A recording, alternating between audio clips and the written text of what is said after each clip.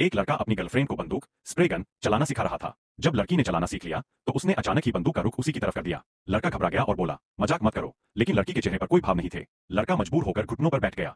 फिर उसने लड़की से कहा, अपनी आंखें बंद करो और 10 तक गिनती करो। जब लड़की गिनती कर रही थी, लड़का दौड़ता हुआ जंगल की ओर चला गया। वो एक झील के किनारे पहुंचा, कपड़े उतारे और पानी में उतर गया, इस उम्मीद में कि शायद तभी झील के किनारे एक अजनबी आदमी आ गया। शुरू में लड़की ने उस पर ध्यान नहीं दिया, लेकिन वो आदमी उसे अजीब मुस्कान के साथ सवाल पूछता रहा। लड़की अंदर से डर रही थी, लेकिन क्योंकि उसके कपड़े और बंदूक किनारे पर ही थे, वो शांत दिखने का नाटक करती रही। लड़की ने उस अजनबी से कहा, चले जाओ, मेरा बॉयफ्रेंड अभी आने वाला है।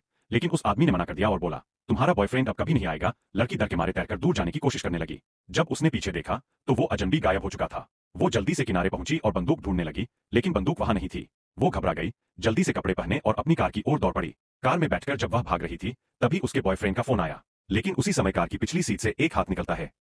इस बीच एक दूसरी लड़की जो समुद्र तट पर पूरी रात पार्टी करने के बाद उठी थी, जैसे ही उसने अपने पैर रेत पर रखे, उसका पैर अंदर धंसने लगा, जैसे किसी चीज ने उसे पकड़ लिया हो। उसने हाथ से पैर छुड़ाने की कोशिश की, लेकिन अब उसका हाथ भी फंस गया। ये देख उसकी दोस्तों को लगा कि कुछ गड़बड़ है।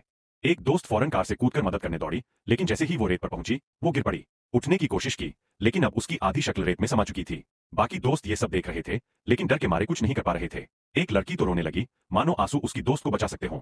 कुछ ही पलों में वह पूरी की पूरी रेत में समा गई। अब सबके होश उड़ चुके थे।